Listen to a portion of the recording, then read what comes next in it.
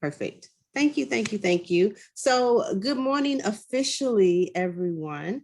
We are really excited about today to have the opportunity to work alongside you. My name is Siobhan Elliott, and I am one of the directors for TNTP. We're a national nonprofit organization whose mission is to end the injustice of educational inequality by providing excellent teachers to the students who need them the most, and by advancing policies and practices that ensure effective teaching in every classroom. So I'm joined by Karen Salerno, who's the partner for our work in New Mexico, along with several of my other colleagues, many of whom you'll meet throughout our time together today. And collectively, we have over 100 years of experience in teaching, instructional coaching, building, and district leadership. And we are so excited to be starting this journey with Roswell Independent School District. I also want to say that we're really grateful to Glenda Leonard and her team for providing us with the space and opportunity to learn more about the foundational requirements for grade appropriate instruction, as well as the New Mexico Instructional Scope 2.0, we're really excited to say. We will reference the New Mexico Instructional Scope, often referred to as NMIS. We'll reference that quite a bit as we dive into supporting Roswell ISD. So if you haven't done so already, please feel free to click on the link in the chat to document your attendance, because that's how we'll record your time with us today. Now, we all know the COVID-19 pandemic has forced schools across the country to confront unprecedented challenges. You guys, your teachers, the principals, your school support staff, and so many other individuals across the state of New Mexico have been doing heroic work to offer stability for your students and families during this crisis. We know it can't be easy. You're providing meals, you're looking at home learning resources and online instruction.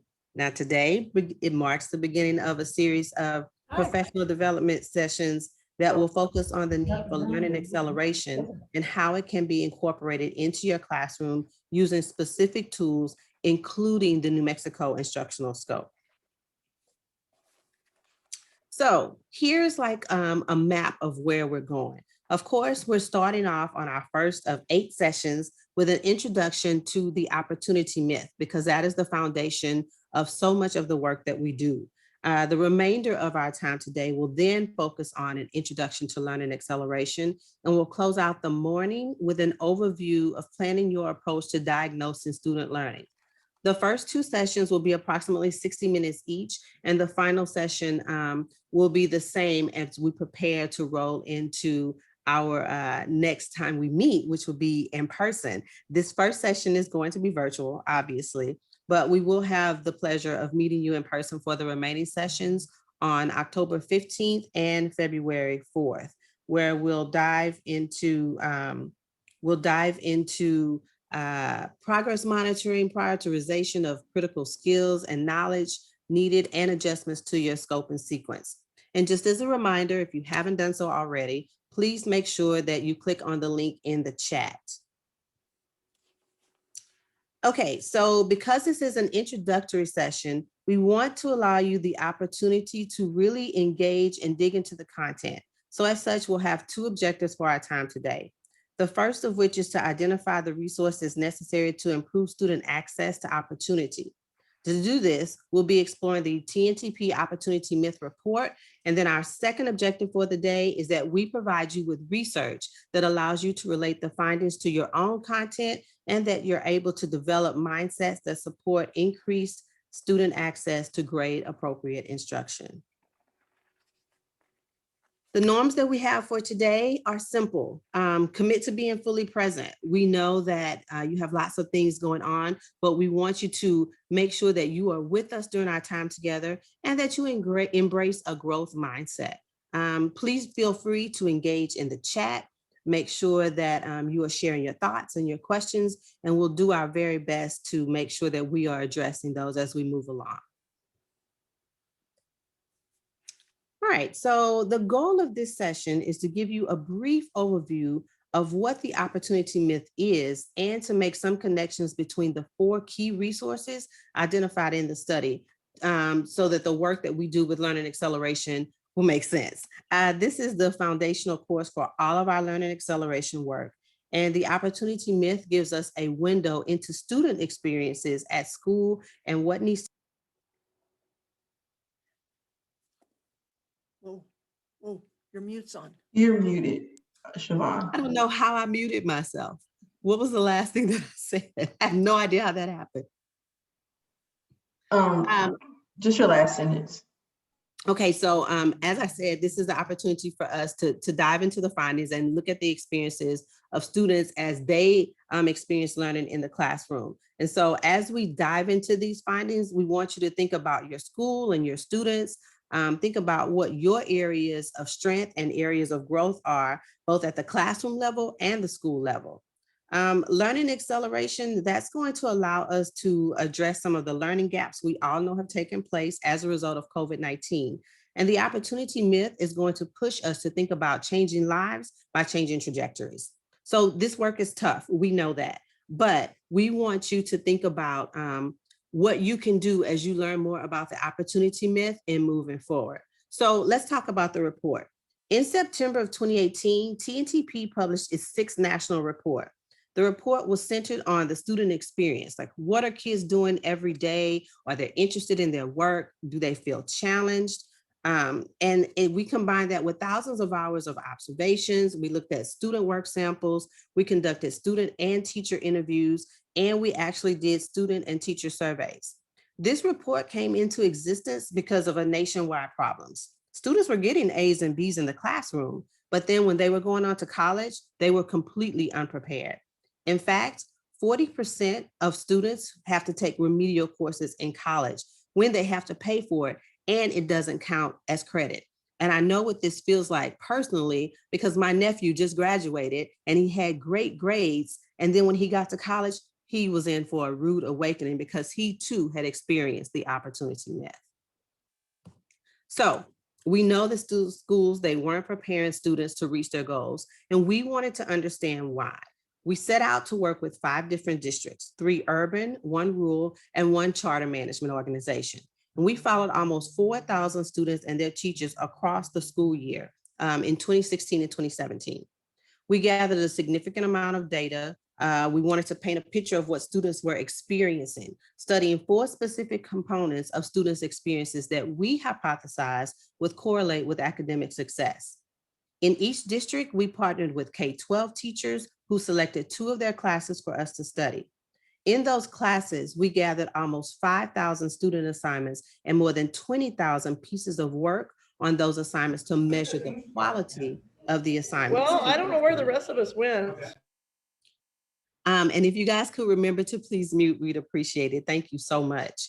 We also conducted full-length observations. We wanted to look at standards aligned instruction that made key instructional shifts. And we wanted to study student engagement by conducting 30,000 in the moment student surveys. So when students were actually sitting in the classroom, we gave them surveys to determine how they felt their engagement level was based on what they were learning at that moment. In addition to this, we collected a significant amount of extant data. We have access to students' grades and achievement scores, the courses they took, and a wealth of policy information from interviews with teachers, school leaders, and district staff. Our goal was to tell like a really compelling story that helps people understand what students are experiencing in school every day, and ultimately to make recommendations to improve those experiences. Right now, I'm going to turn things over to Kiafa Gill, one of the senior managers for TNTP. Kiafa? All right, thank you so much. So what did we find out? We found that students have clear goals. They generally are doing what they're asked in school and they know where they want to go in life. In spite of the fact that kids are doing what they're asked, they aren't ready to succeed after school because they spend most of their time in school without access to grade appropriate assignments, strong instruction, deep engagement, and teachers with high expectations. This was true for all students, but students of color and students from low income backgrounds are even less likely to get those resources than their white and more affluent peers do. Finally, we saw that when kids have access to those four resources, we'll see improvements in student achievement, especially for students who started the year performing below grade level. So we're going to dive into these findings more deeply, but before we do, we'd like for you to take a few minutes to look at these 5 major findings and determine what resonates with you the most. Which of these findings do you see as most reflected in your own classrooms or your own buildings? We're going to briefly place you in breakout rooms for 5 minutes. There will be about 4 or 5 of you in each breakout room, and we would just like for you to share your response to this question with your colleagues. It will be interesting to see which of the findings are most prevalent, and when we return, we're going to ask a few of you to share out what you've discovered.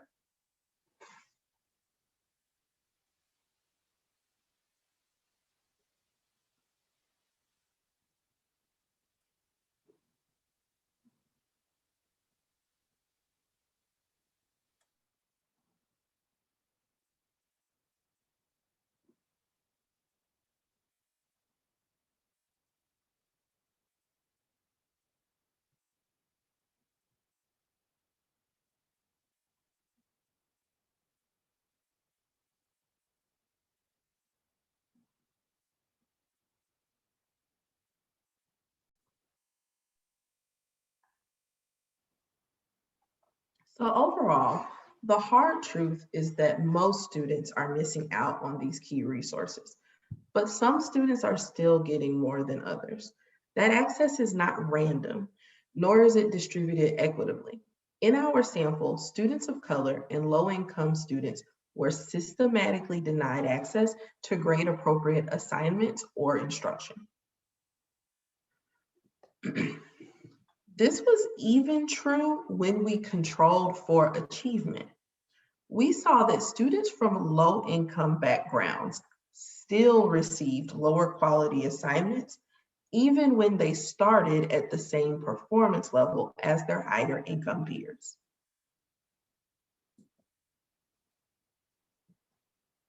The exciting news is that we can fix this.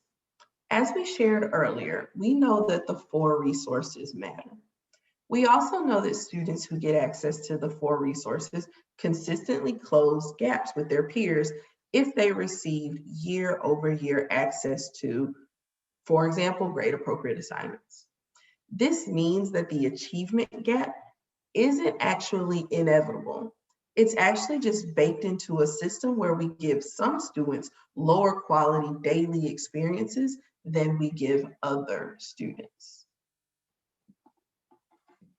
So here's what we've learned. As we consistently think about solutions, it's really worth calling out that those classrooms, those thousands of classrooms and observations we conducted during the study, there were bright spots in terms of providing all students with greater access to the 4 resources and ensuring that students had high quality experiences. These schools and classrooms, they tended to share a few important traits that can be instructive for us as we think about what it takes to improve student experiences at scale. The bright spot classrooms we saw consistently offer students access to grade appropriate assignments and strong instructions. The students were deeply engaged and they were members of a safe, respectful learning environment, which is so important given where we are right now. They were led by teachers who fundamentally believed and communicated to students. That's so important. You have to believe, but you are also putting that out to your students that you believe they can be successful against those rigorous demands, and you expect them to do so. This is like a structure for creating and building upon the rigorous demands. And, those can be found, another shameless plug, in the 2.0 version of the NMIS. There are specific examples there to help you address that rigor that we keep talking about. And sometimes those classrooms were operated by amazing individual teachers who, despite being surrounded by low expectations, they chose to consistently hold high expectations for their students. But more often than not, these teachers were operating within schools that supported their teachers, and they pushed them and gave them the tools and resources necessary to reach those heights. So all of these bright spot schools, they seem to share a few common traits. First, they all seem to focus intently and consistently on small, clear instructional priorities that were aligned to a high bar for student success. That by itself can be a huge accomplishment when so many schools seem to like roll out all these different priorities every week. These schools, they picked a set of priorities and they stuck to them. Our most successful schools, they didn't stop there though. They coupled their clear vision of excellent instruction and student success with strategic, consistent support and development for teachers aligned to that vision. So, for example, a few of our successful schools, they shared a vision of excellent instruction that was grounded in putting grade level content in front of the students and expecting them to do the work and the thinking. Then, though, they also strategically supported their teachers to meet that vision by having administrators frequently in the classrooms in a non-evaluative role. That's important as well. The whole idea was to simply offer teachers support and coaching so that they were able to reach the vision that the school had set. Another option was that they provided teachers with frequent opportunities to meet, just to collaborate and really think about what their instructional materials and standards were asking of students. Likely what you guys are going to be doing in the future sessions that we'll engage in over the coming weeks and months. And so they gave teachers the opportunities to also think about potential hangups and their mindsets around watering down the rigor that was called for by the standards. And so by studying those commonalities of these sorts of bright spots and bright schools, we really can learn a lot about what we should and could be focusing on to improve student experiences at scale. Now that you have the context around the 4 resources, we're going to ask that you think about some of the bright spots that you've seen in your building. What did you learn? What have you seen? I'm going to give you a minute to think about some of those bright spots. And please, if you will, comment in the chat. What are some bright spots that you've seen in your classrooms or in different buildings that you visited?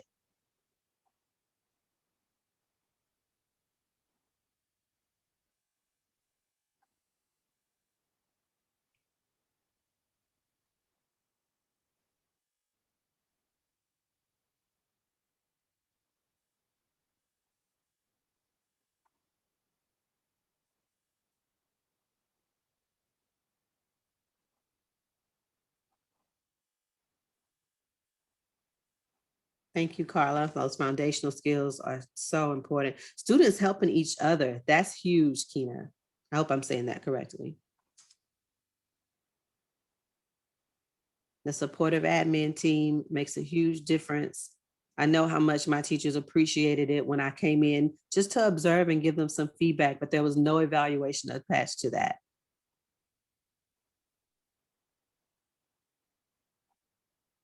The peer learning is just observing one another and your colleagues. That's huge. Thank you, Macastro. I think I'm saying that correctly. So we're starting to see some trends here, even based on what you guys are sharing in the chat. Those high expectations, students helping one another, colleagues helping one another, and the opportunity for coaching, coaching without consequence. That's a good one. I think I'm gonna write that down. I wanna remember that for next time. Okay, so let's return to our reflection questions. We've covered quite a bit in a short amount of time. So we want you to focus on these reflection questions again. This time, we're going to ask that we're going to do like a little waterfall and thinking about the 4 areas that we've asked you to focus on. Which of these 4 areas do you think is having or could have the biggest impact in your classroom? I want you to type that into the chat. Don't hit send yet, don't hit enter, but thinking about these 4 resources, which one do you think will have the biggest impact in your classroom or in your school? I'm going to ask you all to hit enter in 5, 4, 3, 2, 1. Engagement, instruction. Whew. Lots of engagement. I see lots of engagement and high expectations.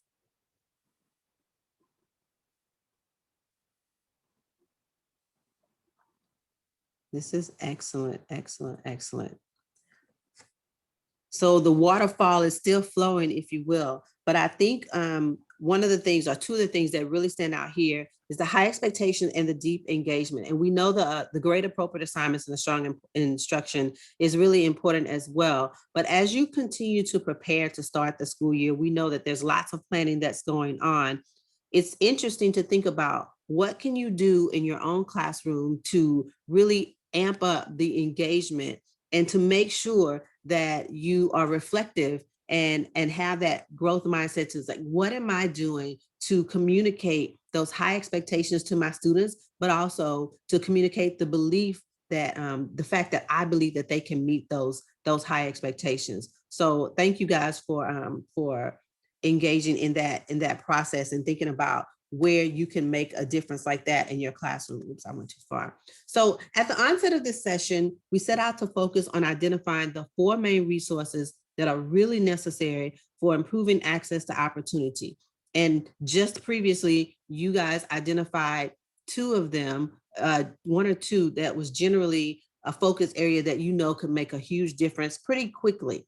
We also wanted to embrace situations that allowed us to relate this information to the research of our own content and consider the mindsets that we currently have in place, as well as those that we may need to change a little bit in order to increase student access to grade appropriate instruction. So the next step in our journey will be an introduction to learning acceleration. And during that session, we will continue to examine the 4 resources and how we can continue to prepare to accelerate learning in the coming school year.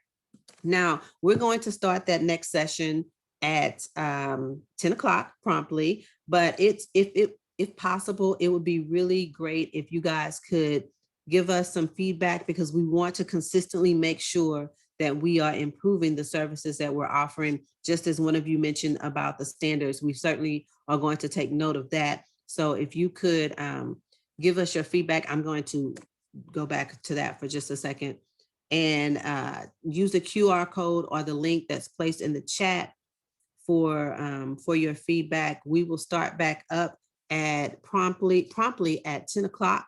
So you have a few minutes to grab another cup of coffee, take care of any needs that you may have, and we will see you all back in just a few moments. Thank you so much for a great start to the session of PD for today.